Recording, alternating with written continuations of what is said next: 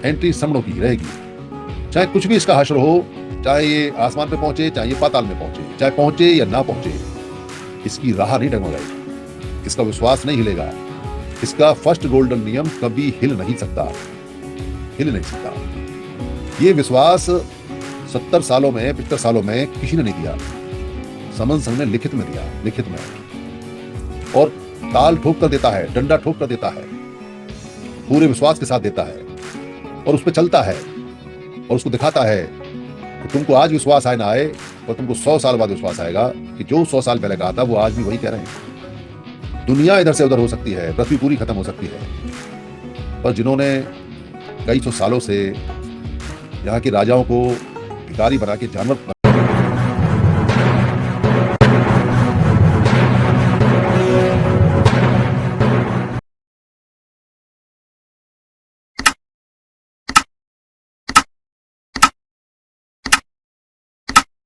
अगर उनको समझना शुरू करें तो बहुत सारी बातें क्लियर हो जाती हैं। उनमें से एक बात है कि अगर कौवों का झुंड बैठा हो और वहां कोई मोर आ जाए, तो कौवे अपने झुंड में मोर को शामिल नहीं करते।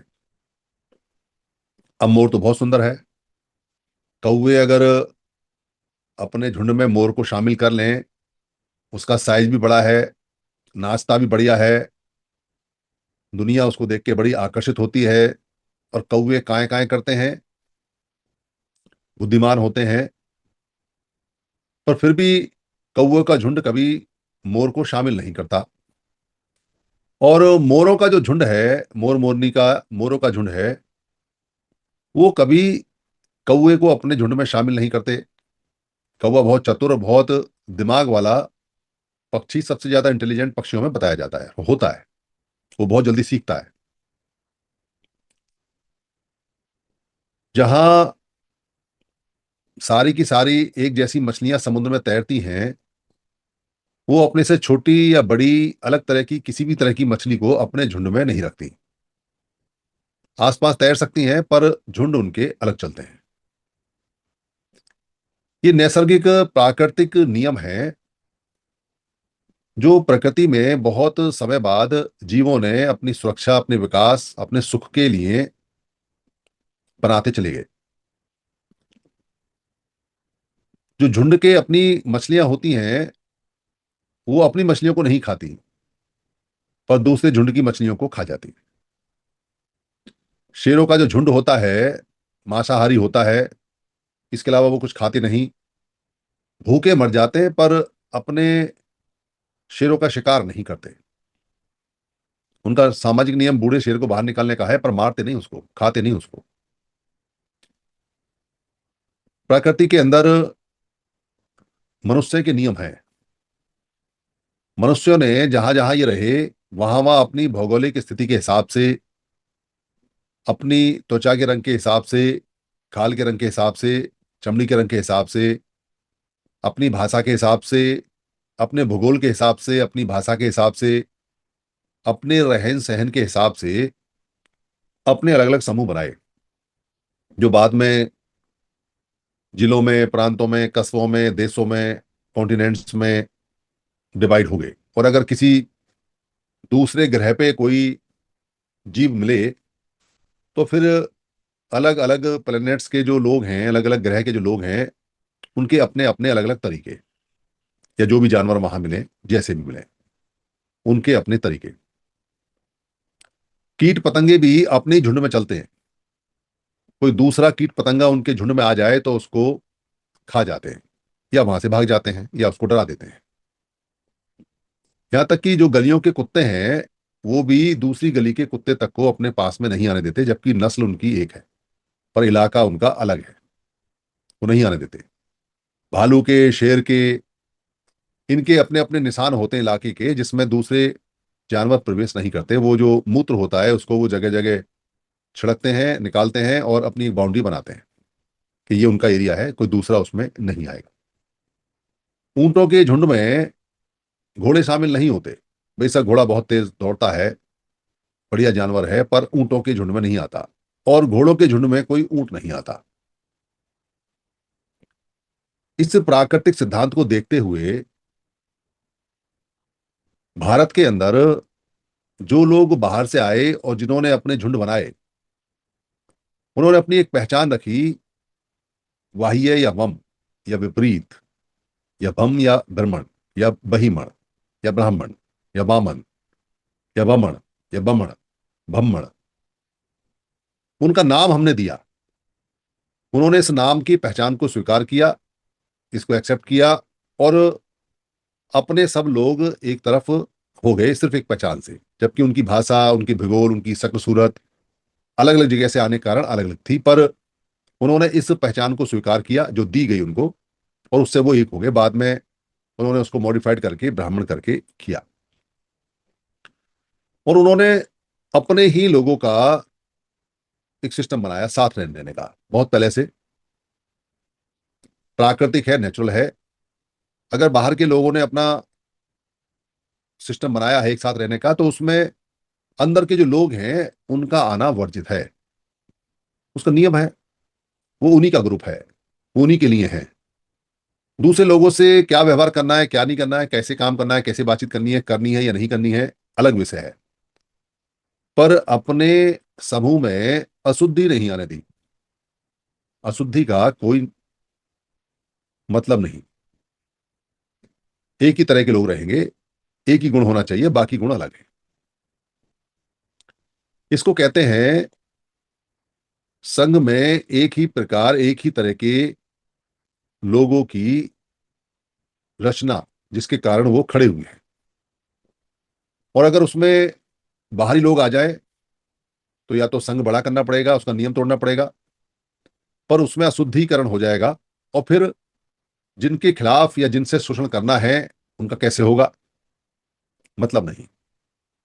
क्योंकि अगर सुख और विकास और सुरक्षा प्राप्त करनी है, तो सुरक्षा किससे प्राप्त करनी है, तो सुख किससे प्राप्त करना है, सुख को कौन लेके गया है, किसने दुख दिया है, विकास कहां अवरुद्ध है, कहां डेवलपमेंट नहीं हो रहा है, कौन है जो विकास को अवरुद्ध कर रहा है, और वही अगर शामिल हो जाए तो काय का सुख, काय का विकास, काय की सुरक्षा, बात खत्म होगी।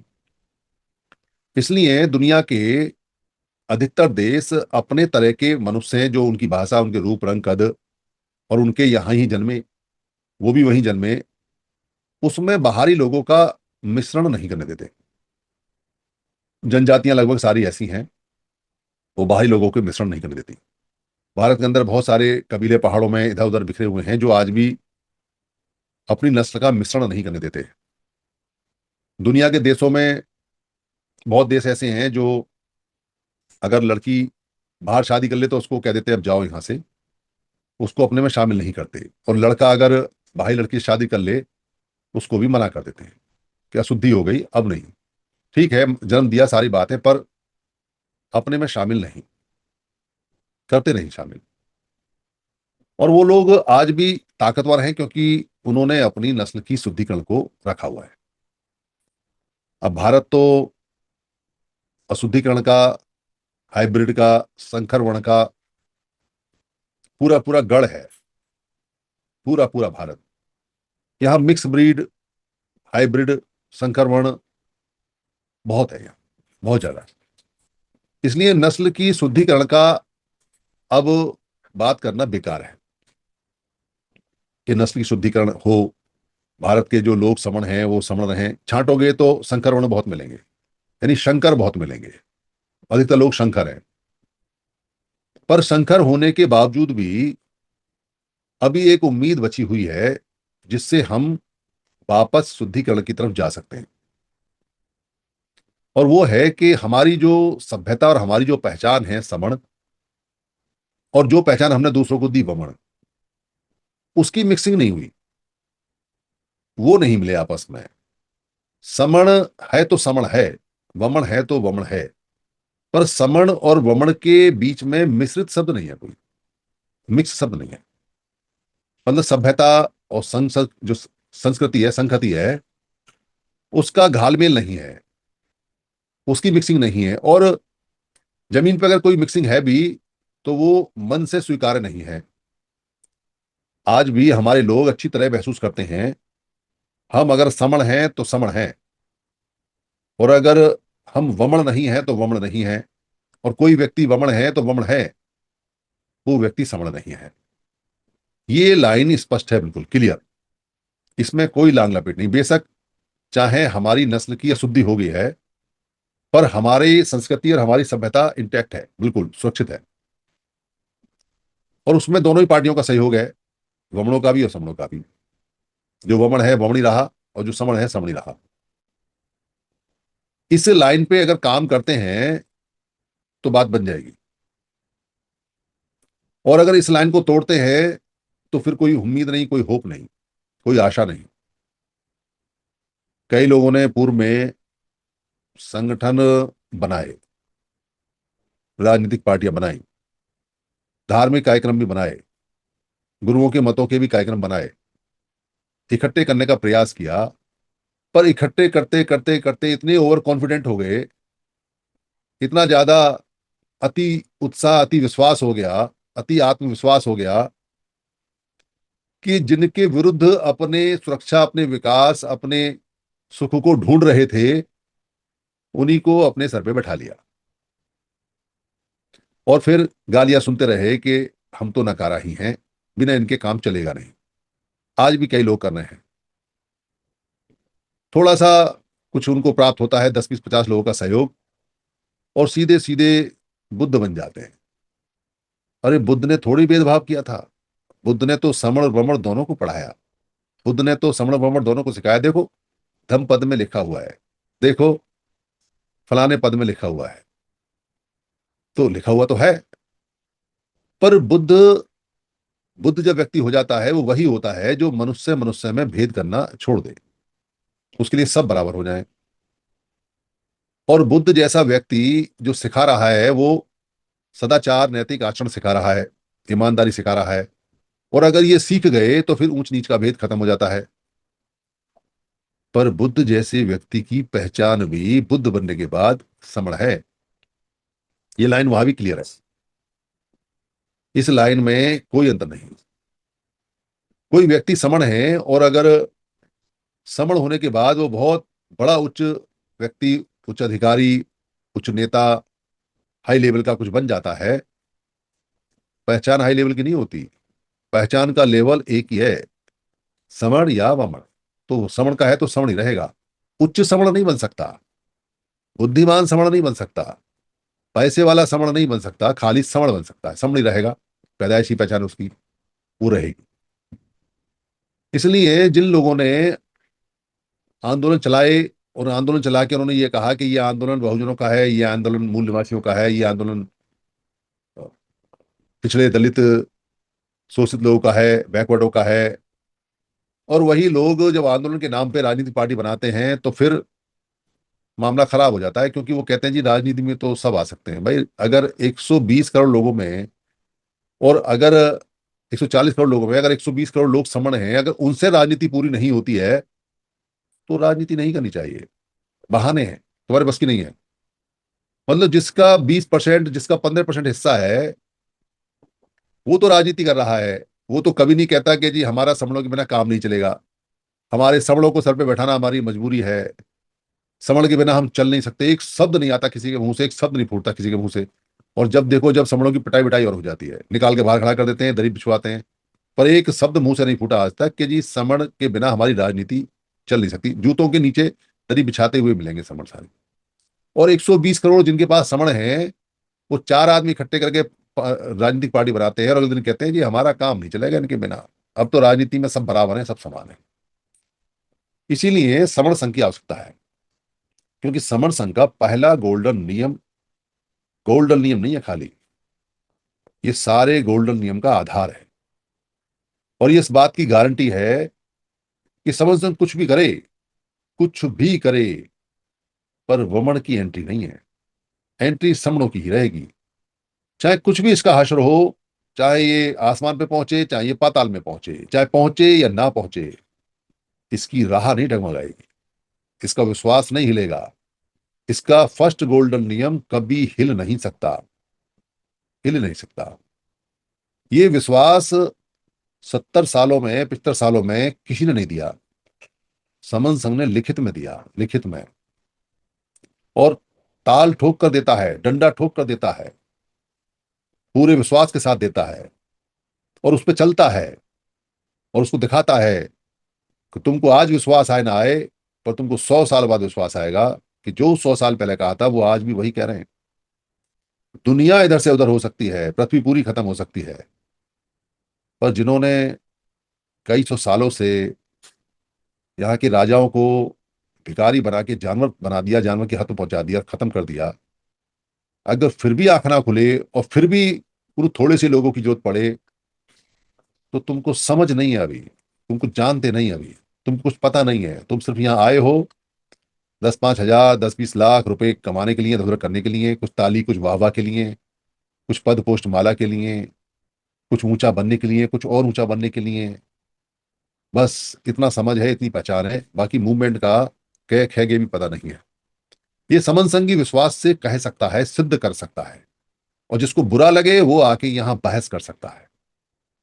हम अपनी बात नहीं कहते, अपने समन संघ की बात नहीं कहते, हमारे समन संघ में कोई बुमड़ा आज तक आया नहीं, पर हम दूसरे दुनिया के लोगों की बात करते हैं कि दुनिया के दूसरे लोगों की आप देखोगे तो उन्होंने जो संघ बनाए पूरी दुनिया में, जिस उद्देश्य से जिन लोगों ने संघ बनाए, उसके विपरीत लोगों को, उस उद्देश्य के विपरीत लोगों को, उससे विपरीत तरह के लोगों को, एक सिंगल व्यक्ति को भी कभी संघ में नहीं रखा, एक सिंगल व्यक्ति को भी।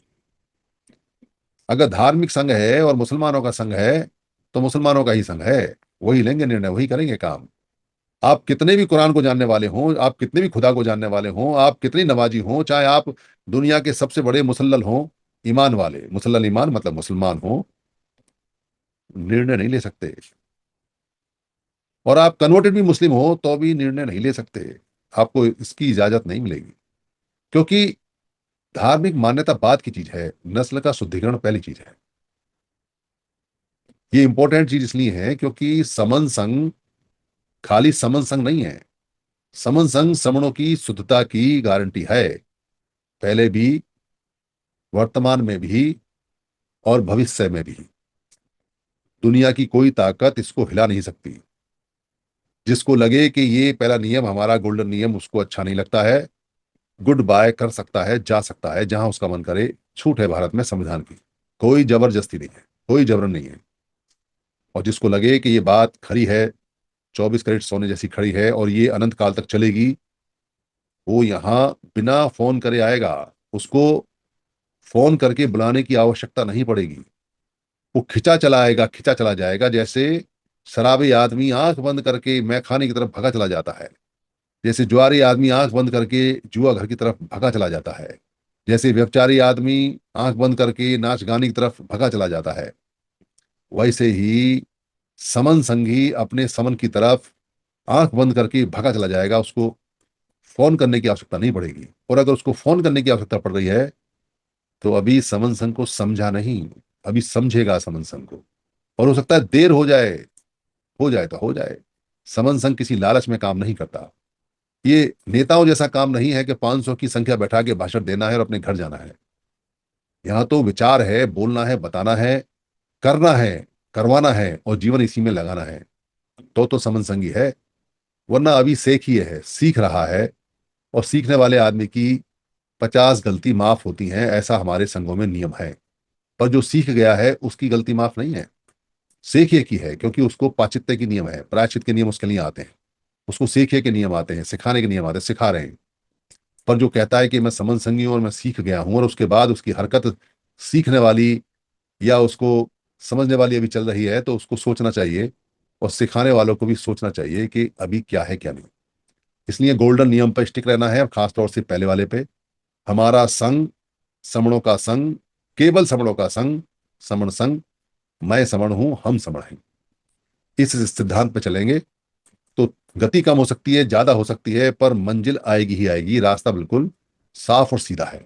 मेरी किसी बात में अगर किसी को कोई परेशानी हुई हो तो मैं संघ से माफी चाहता हूं। संघ मुझे माफ करे, संघ मुझे माफ करे, संघ मुझे माफ करे। संघ नमामि, संघ नमामि, संघ नमामि। संतों को वंदन।